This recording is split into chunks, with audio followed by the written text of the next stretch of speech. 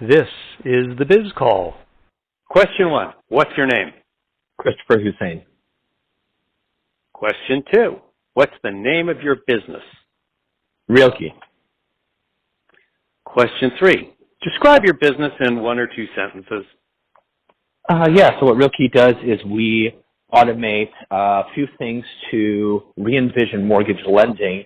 Really what we're focused on is automating documentation collection, review of those documents, and the communication amongst all the different parties involved to make mortgages more efficient, effortless, and enjoyable for all of the parties involved through an invitation engine as well as algorithms that decide based off of loan application data what documents are needed, who they're needed from, invite them in, as well as who might need access to those documents so they can all chat, communicate in one space, and get to as close to a perfect submission file, meaning less touches with underwriting, less back and forth, which is really going to make everybody else happier.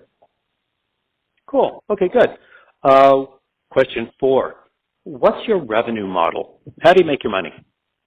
Yeah, so we are a subscription service, so it is $99 per month for a user. A user to us is a loan officer, processor, internal underwriter, or a manager at either a broker or a lender.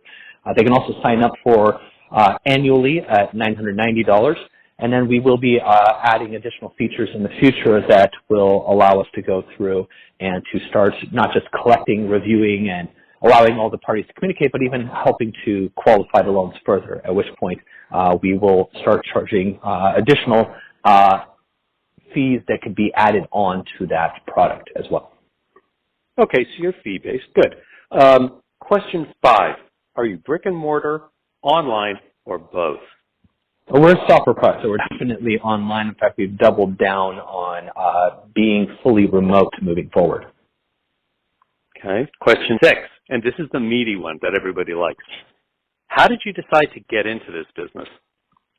Well, I've actually been in the business for quite some time. I was the top mortgage originator in the U.S. for 2 straight years, which means I did more mortgages than anybody else during those years. And that includes banks and brokers. I'm also one of only a handful of people in the U.S. who has not only held a license in all 50 states, but what's unique about that is that I originated new loans, meaning took my own loan applications in each of the 50 states, processed, underwrote them. I also had a 100-person office that I owned and ran that was part of the largest franchise brokerage in the U.S. before the housing crisis, First National Mortgage Sources, where I served as national sales director. And then my last company, Syndio, these again are all in the mortgage space, was an online brokerage that was venture-backed and raised about $50 million before becoming part of now Freedom Financial. So I have kind of a unique perspective on mortgages, on the ecosystem, what's involved, what are the pain points, how does everybody interact and work together. I've always had this infatuation with automation. In fact, the very first company I worked with coming out of the housing crisis was actually a repossession company, and I came up with a way to automate finding the vehicles necessary by using cameras and text recognition to go through and to identify vehicles by driving around the city instead of having to track people down that are not paying, do collections on them, try to get them to do stuff, and then even potentially get shot at trying to go through and collect the vehicles. So that was that, and the last company, Syndio, really did focus a lot on using technology to provide better service. And unfortunately, I had to leave that company about 1.5 years into because, unfortunately, my dad had his legs amputated. My mom's got a rare form of cancer, and I wanted to spend time with them. And during that time that I was with them and I left Syndio to really get them stabilized, obviously I can't sit still, so I came up with the concept for RealKey and said, this is something amazing that we need to go through and build on its own. It doesn't belong with any one lender or broker. This needs to be a neutral product, kind of like Intuit and TurboTax. We don't want to create and be the CPA. We want to be the technology behind the CPAs and accountants, or in this case, mortgage brokers and lenders, that just changes the industry as a whole from what has always been an application-centric approach, meaning you take an application over the phone or you filled it out online, at which point it always ends up over the phone, let's be honest, And then you go through and you collect documents based off those, because obviously whatever you say over the phone or put online, you can't fund a loan based off that. As far as the lender's concerned, that's all hearsay. So why do we even do that? And so that was kind of my aha moment. And a lot of this I came up with one of my executives, Alan Tifford, who was the TurboTax design lead and Intuit's principal design strategist, and he's the one who said and came up with the concept of, when you're doing a loan application, you're literally saying, what do you think your name is? What do you think your date of birth is? And why not just grab the documents, have that fill out the loan application, and then trigger all of the needs based off of that data using algorithms and a lot of different databasing. And at that point, you could go through and create that perfect loan package, tell someone what they qualify for, and then even match them up with the right lender, which is really kind of the vision of where RealKey is going. Okay, that's a lot, man. That is a lot. Okay, question 7. Why would customers choose you over your competition? Yeah, so what's interesting in the mortgage lending space is that there's a number of things. Most mortgage technologies are focused, for one thing, on solely enterprise sales. You need to be a big bank or broker, otherwise they're too expensive or they just won't even work with you. Our product was made so that even an individual loan officer, processor, or underwriter could sign up for RealKey and pay for their own account. It is web-based, and it does not require integration with their core system, what's called a loan origination system, or LOS, because it does a lot of stuff, typically really badly, but that's the whole point. When you do a lot of stuff below the ocean, you get products that are not always the easiest to use. But beyond that, in the space, there are these loan origination systems. There's these, what we call points of sale, which is really whenever you click here and apply, now that's called point of sale. And there are some big players in the space, and those are really, at the end of the day, they're not meant to facilitate processing and underwriting or communication amongst parties the way our system does. They're meant to be lead gen tools. They're meant to ask the most amount of questions before a consumer gets frustrated and angry, and ask for the most amount of documentation before, again, they get frustrated and angry. And that's not a complete set of information or documentation. So those all end up back in the LOS, the old-fashioned way of doing things. And that's really the gaps that we're filling. So that's why people are coming to us, is that they've got an incomplete experience. And RealKey is coming in and not asking them to change what they're using today. Instead of saying, keep using that. We'll go through and we will take care of where those drop the ball, carry it to the next system, and back and forth, and really make it more enjoyable for everybody involved. Yeah, I got to tell you, for a real hustler in the business, $99 a month is a steal to do what you're doing. It's an absolute steal. Okay. Thank you. Question. Hey, you're doing it right. Question 8. If you have one, what's the exit strategy or long-term goal for RealKey? Yeah, so that's a difficult question, especially at the early stages. We always have a strategy. I've always believed in playing chess, meaning many steps ahead. That way, even if you're not going to go through and make that step, at least you've thought about it and have a game plan and are able to react when things occur. So exit obviously is down the line, and like most companies, we have multiple options. Obviously, our goal is to become a multi-billion-dollar company, and we have a lot of legs for what we're doing. You know, lending is just the start, especially mortgages. Eventually, we can apply what we've done here to student loans, auto loans, financial planning, wealth management. They're all credit, income, and assets at the end of the day, and we've gone through and worked on the most complex financial transaction an individual could do, so it kind of makes sense that we can move into those. There's also plays that we have in insurance, so we can go through and take somebody's current insurance policy, look at their coverage, and use text recognition to say, okay, great, I see what you got. Let's give you an apples-to-apples quote. Here's something that's better than what you got. Or, hey, what you got is great. Let's not go through and touch that. So a lot of potential we're doing, and that can lead to an IPO. Those do take a lot of time to do. A lot of people who say, hey, I want an IPO, don't realize that it's a fairly long, extensive process, and it can be quite distracting.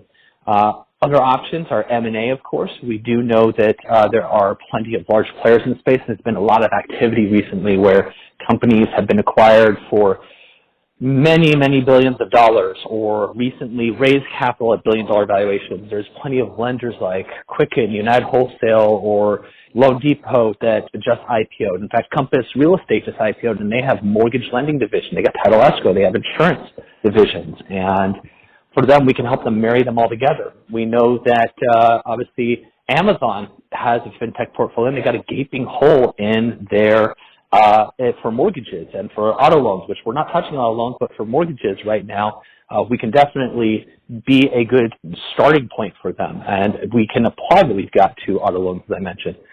So there's a lot of potential. I mean, heck, Intuit can have more complete data sets solved for experiments in the past. We know that, heck, DocuSign, obviously, we're touching on insurance, title escrow.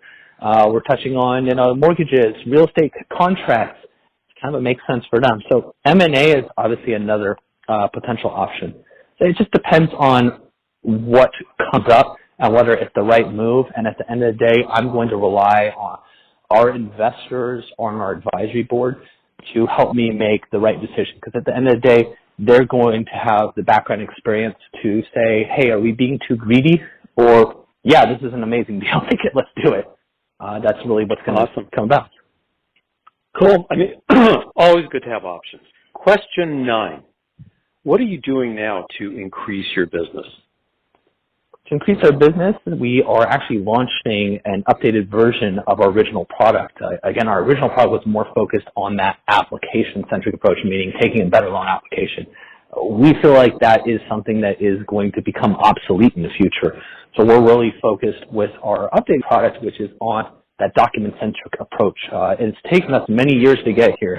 Believe me, it's always felt like we've been 2 months away and 2 months away and 2 months away from launching the product. We finally have that May 12th official launch date. And what's great is that we're going to be adding additional features every last Wednesday of the month. So May 26th, new set of features. June 30th, new set of features. July 28th, and so on, new set of features. At the end of the day, that's really what shows the industry that we are not a one-trick pony, that we are going to have and listen to all of their wants and needs and be able to solve for those. As far as for continuing to increase the business, also, we just got done with a big accelerator with Flagstar Bank, the 5th largest mortgage lender in the U.S. And by aligning with some of these companies that are trying to go through and compete with other lenders and brokers in the space that may have deeper pockets or have technologies that they don't, and by aligning with RealKey, they can also get on our platform sooner and be able to take advantage of that. And we, as a company, can then, by aligning with them, they're referring us potentially additional business too, where we can go through and we can help out their brokers that they work with to do better transactions. So I'm going to use question 10 more kind of as a follow-up, because a lot of our listeners are interested in, like, should they be doing advertising? Should they be doing PR? Those types of more formal, budgeted type of disciplines. So question 10 is, if you do that kind of marketing or whatever you do, how do you measure that marketing success? Yeah, so when it comes to marketing, I believe in an earned approach. I believe in being a thought leader in the space is always the best way to go. Paying for advertising, anybody can throw money at something, and you throw enough money at it, you'll get a particular outcome. The question is, what is the conversion rate of those? And earned has always typically been the best. It's doing contributed articles, it's being on webinars, being on podcasts. And I think that at the end of the day is where, if you're doing paid media, you need to run small experiments. And that's how we approach it, is that we like to go through, run an experiment, see what the return is, see what the conversion rates are, and change it up, tweak it, and see what happens. And then once we feel like we've got what we were looking for, at that point, yeah, throw some more money at it. But at the end of the day, going through and not paying attention, being open-minded, is not usually going to work. I've seen a lot of people burn through all of their capital on marketing rather than focusing also on just having a lot of the money and the focus be on the product itself. The product can sell itself. That's really the ideal situation. Okay. I think that's an important thing for our listeners to to hear because a lot of them are being told, take a lot of money and advertise. And yeah, maybe a little, but not necessarily. It kind of depends on the kind of animal you are. So I'm glad to hear that. That's a good perspective. Question 11 can be a yes or no. Are you profitable? We were profitable back in, give a specific date, October of 19. We are going to, with the current team and our burn, return to profitability with the launch of the updated product in Q2. So we are obviously going to grow that team, which is why we are raising additional capital right now in case we need that to go through and to address a lot of additional revenue streams that we'd like to attack sooner than later. Okay, so you've taken off and the wheels are up, at least. Correct. That's where you're at. Okay, cool. Exactly. Question 12. How many employees do you have? At the moment, we are at a count of 29, to be exact. Cool. Okay, questions 13, 14, two sides of the same coin, but we'll do 13 first. What's been the best decision you've made so far? That's a tough one. Well, it's supposed to be easy. It's supposed to be easy. I mean, that's just it. It's a very broad question. Am I supposed to say married my wife? I would say that would be it. Well, let's restrict it to your business. How's that? In your business, what's been the best decision you've made so far? Yeah, I'd say it's definitely going through the painful process of pivoting our product. That was a difficult decision to make, but it's been the best one we've ever made. We were, again, had a product that was doing outstanding, growing very quickly the user base, and we took the step back and said, is that really changing the industry? Is that really what the industry needs? And we took a step back, went through a long, extensive process of researching, and we even furloughed our team at the time, which was something I learned from my last company, is being mindful of the capital that we're burning. And if we're trying to figure out what we want to do, let's not be just sitting there burning through capital. Let's not put it on an old product. And yeah, absolutely. Now we're on the product that we're launching with. We're already seeing that this is something innovative. This is something different. This is really going to change the industry, and I think, and be impactful. And I think that, at the end of the day, by far the best decision we've ever made, and definitely one of the toughest ones we had, because I can tell you we had a lot of investors ask us, what the hell are you guys doing? What's going on? And why would you do that? The other product was fine. It's like, nah, it was fine, but I don't think it was the right one. Trust us to know what we're doing. We have thought leaders, and we did our research, and trust us, this is the right one. Yeah, that's, again, great point, because a lot of times people start off in the direction they think they need to go, and then they get an epiphany and realize there's a better way. So that's a great thing. So then, question 14, in the business, what's been the worst decision that you've made so far? I like that you said in the business. Well, I didn't want to bring your wife into it again, so, you know. Well, no, that's definitely the best decision. But as far as in the business, I would say not doing this sooner. There's definitely, as you found, there's a pent-up demand for the product that we've got, and we have so many upcoming features that we really wish we could have had yesterday. All exciting. We're really gaining traction right now, but at the end of the day, if we could have done it sooner, if we started off on that path initially, it's just we could have had this yesterday. We could have had this, months earlier. So I'd say that's definitely the hardest decision. Worst decision was not doing this earlier. Okay.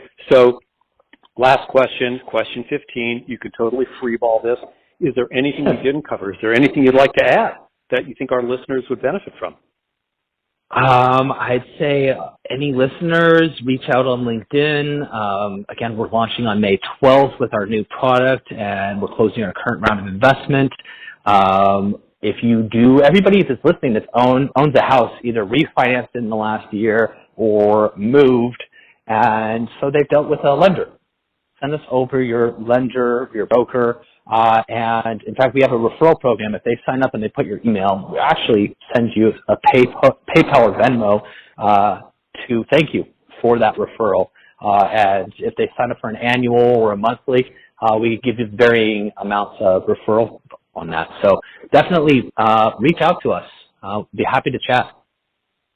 Excellent. Okay, so one more time, slowly, give us the name of your business, RealKey. RealKey, and give us the URL, the link where people can follow up. It's pretty easy. It's realkey.com, RealKey.com. If you'd like to plug your business on the BizCall podcast, simply visit thebizcall.com and fill out the form. If you become a guest, you'll receive a free lifetime membership to the BizCall discussion and networking list. If you're too shy, you can still join the BizCall list at thebizcall.com.